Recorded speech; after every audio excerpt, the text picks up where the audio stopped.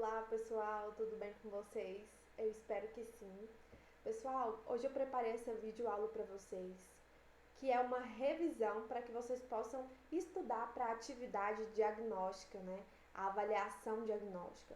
Então eu espero que essa videoaula ajude muito a vocês a relembrar todo o conteúdo que nós estudamos até agora no GR8, certo? Por enquanto nós não podemos ter o nosso contato presencial, então por isso nós estamos ficando limitados a esse contato virtual. Mas eu espero que vocês possam compreender e que essa videoaula possa ajudar a vocês a sanar todas as dúvidas, certo? Então olha só, gente, eu preparei aqui um slide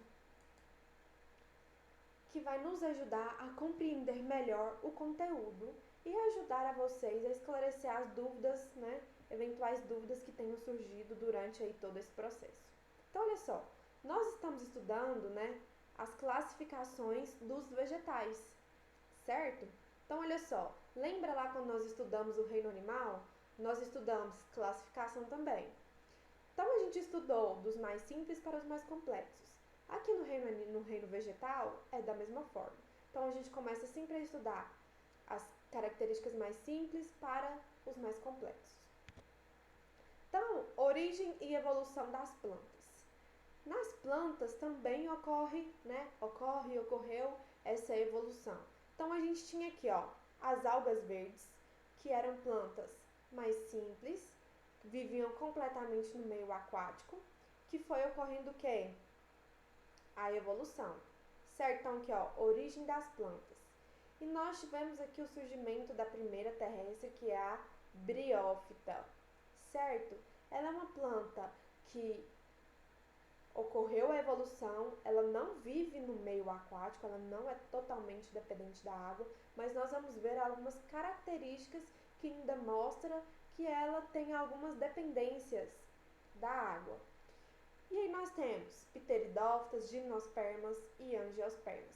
Vocês podem ver que aqui, ó, a cada nova planta nós temos o quê? Uma nova característica. Então, depois das briófitas aqui, ó, nós vamos ter aqui, ó, primeiras plantas vasculares, que vão ser as pteridófitas. Então, aqui a gente vai ter o surgimento de vasos condutores de seiva, que vão ser as plantas vasculares. E eu gostaria de destacar aqui para vocês essas três características que eu coloquei aqui, ó. Diversas adaptações à vida em terra firme. O que significa isso? Lembra que eu falei aqui que as algas eram totalmente aquáticas? Na evolução aqui dessas plantas, elas deixaram o meio aquático, então agora elas vão ter que se adaptar ao quê? Ao meio terrestre. Então, ao longo aqui da evolução delas, elas vão ter diversas adaptações para que elas possam viver em terra firme de forma eficiente, certo? Segundo aqui, ó, mecanismos eficientes de absorção. Como elas viviam em meio aquático, ela não precisava ter diversos mecanismos para absorver água, vocês concordam?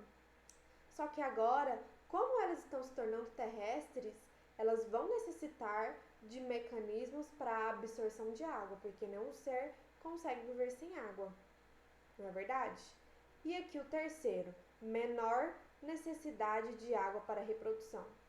Então, cada vez aqui, quanto menos evoluída, maior é a necessidade da água para se reproduzir. E isso não é bom, porque torna ela dependente. Então, olha só, cada vez mais quando elas forem evoluindo, elas vão deixar de depender da água para sua reprodução, certo? Então, são mecanismos que elas vão adaptar ao longo da sua evolução. Então, olha só, plantas avasculares e plantas vasculares. O que é isso? Plantas avasculares não possuem vasos condutores de seiva e plantas vasculares possuem vasos condutores de seiva. Para vocês lembrarem, é só lembrar das veias do nosso corpo, né? As veias conduzem o quê? Sangue. Só que nas plantas, só que esse vascular e avascular, ele quer relembrar o nome de, ele quer remeter a vasos, né? De condução. Nas plantas, esses vasos vão conduzir o quê? Seiva, que vão ser os nutrientes que vão ser distribuídos pelo corpo da planta. Então, olha só, que nós temos as plantas avasculares, são as plantas que elas não vão possuir vasos condutores de seiva, Um exemplo aqui é a briófita, que é a primeira classificação que nós vamos ver agora. Plantas vasculares possuem vasos condutores de seiva. Um exemplo que eu coloquei aqui para vocês é a samambaia. Então, vamos lá explicar melhor. Quando a planta, lembra que eu falei dos mecanismos que elas vão ter que adaptar para retirar água do ambiente? Esse é um dos mecanismos no qual ela vai tirar água e nutrientes. Olha só, a briófita é um exemplo de planta avascular, ou seja, ela não tem vaso condutor de seiva, certo? Ela não tem raiz, não tem caule, não tem folha. Eu vou falar melhor isso para vocês no próximo slide. Então, ela é a mais basal, ela é a mais simples ainda, ela depende muito da água. Então, olha só, como ela não tem esse vaso condutor de seiva, o que acontece? Ela precisa de água, precisa em nutrientes, só que tem um detalhe, esse vaso, ele é todo ao longo do corpo da planta, ele vai distribuir água, os nutrientes, os sais minerais, tudo aquilo que a planta necessita para sobreviver. Se a planta não tem isso, ela vai buscar outro mecanismo. Um exemplo nas briófitas, como que acontece essa distribuição da água no corpo da planta? A água, ela vai passando de célula por célula na planta. Então, isso você concorda que vai ser lento e demorado? Imagina no nosso corpo, se a gente não tivesse veia e o sangue tivesse que andar, circular pelo nosso corpo entre célula por célula. Entre a célula, sai célula. Isso ia ser muito demorado. Concorda? Quando a gente tem um canal, é mais rápido, o sangue passa pelo nosso corpo, pelas veias, um canal. É mais rápido. É a mesma coisa nas plantas. Então, como essa distribuição da água é demorado, essas plantas, as briófitas, elas são plantas de pequeno porte. Elas não conseguem atingir um porte elevado por conta dessa distribuição lenta de água e nutrientes, certo?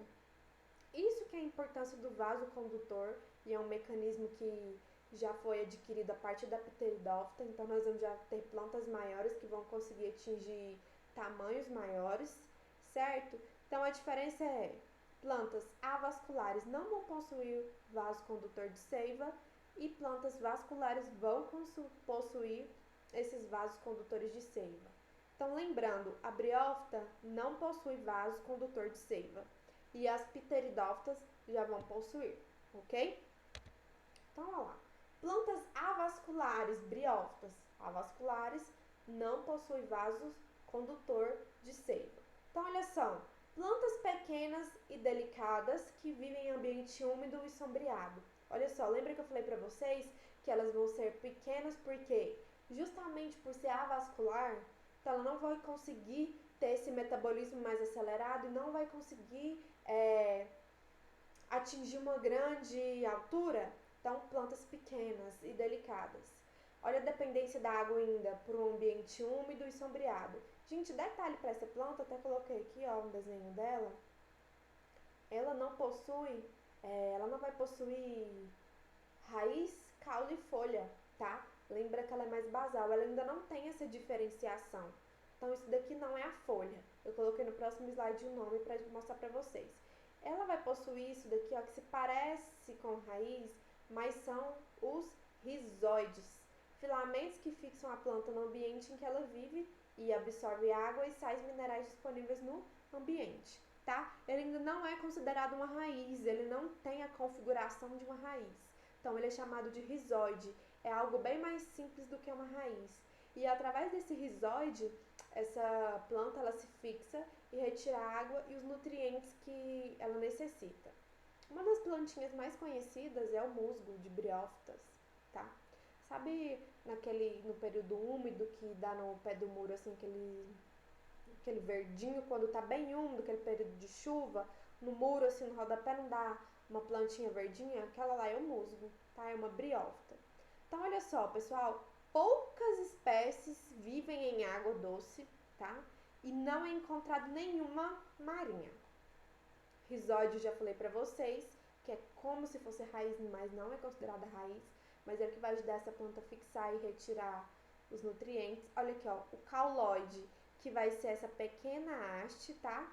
Os filóides, que é a estrutura clorofilada capaz de fazer a fotossíntese. Então, ela ainda não vai ter É aquela diferenciação que eu disse, folha, caule, nós não vamos chamar assim, tá? Como eu já disse várias vezes, a ausência de vasos condutores, por isso chamada avascular. Uma coisa importante aqui é na reprodução, ela ainda é dependente da água. Por quê? O gametófito masculino, aqui da briófita, eles são móveis, ou seja, ele tem flagelo. E esse flagelo é para quê? Para nadar. Então ele necessita de água. Então ele é levado à parte feminina quando ele encontra água, quando cai água na planta, gota de água, respingos de água. E aí esse gametófito que é móvel, masculino, é levado até a parte feminina e assim fecundado, certo? Então por isso que ela ainda tem essa dependência com a água. Plantas vasculares, pteridófitas. Olha só, gente. Então, vimos as briófitas, que são as mais simples, avasculares, não tem vaso condutor de seiva. Agora, as pteridófitas, ela já vai ter uma novidade evolutiva, que é algo que a gente não encontra lá nas briófitas, mas que já surgiu aqui nas pteridófitas, na pteridófita, que é o que? A vascularização. Então, é o vaso condutor de seiva. Por isso, as pteridófitas, elas já conseguem atingir um tamanho maior, certo? Então, olha só, exemplos de pteridófitas. Samambaia, avenca, xaxins, cavalinhas, né? São os exemplos mais comuns dessas plantas. Então, olha só, ao longo da história evolutiva da Terra, as pteridófitas foram os primeiros vegetais a apresentar um sistema de vaso condutor. Então, isso que eu falei para vocês, a gente não tinha isso na briófita ainda. Então, é uma novidade evolutiva que apareceu agora nas pteridófitas. E isso proporcionou o quê? O transporte mais rápido, conforme eu tinha explicado para vocês, de água e nutrientes pelo corpo do vegetal, favorecendo o quê? O aumento do seu porte, beleza? Então, olha só, além dos vasos condutores, representam uma das aquisições que contribuíram para a adaptação dessas plantas em ambientes terrestres. Por quê? Agora ela possui um vaso condutor de seiva, então ela não precisa ficar tão dependente à proximidade da água, ok? Porque agora nós vamos ter o que nessa planta? Raiz, caule e folha, ok? Então, olha só, a partir aqui da pteridófita, nós vamos começar uma maior adaptação dessa planta ao ambiente terrestre. Lembra lá que eu falei das 3 características para vocês? Então, ela já está começando a se adaptar mais ao meio terrestre. Antes, a briófita já é mais dependente ao ambiente úmido. A pteridófita não, porque agora ela já tem raiz, ela já tem o quê? Vascularização. Então, ela já pode ser mais independente. Só que ainda tem uma coisa, pessoal, ó. Ela ainda necessita de água para a reprodução. Da mesma forma, o gametófito masculino aqui da pteridófita, ele é flagelado. Então, ele vai necessitar de entrar em contato com água para que ele possa encontrar a planta feminina e assim fazer a fecundação. Certo? Pessoal, eu espero que vocês tenham compreendido, eu espero que vocês tenham gostado, espero que eu não tenha falado tão rápido. E esse vai ser o nosso conteúdo da atividade diagnóstica. Qualquer dúvida, vocês podem estar entrando em contato comigo pelo WhatsApp, pelos fóruns no GR8 ou pelo meu e-mail, tá bom? Eu espero que vocês tenham uma boa avaliação, que dê tudo certo e tomem cuidado, fiquem em casa, se protejam. Quero dizer que eu estou com muita saudade de vocês e eu espero rever todos vocês brevemente. Gente, um grande beijo, um abraço e até mais!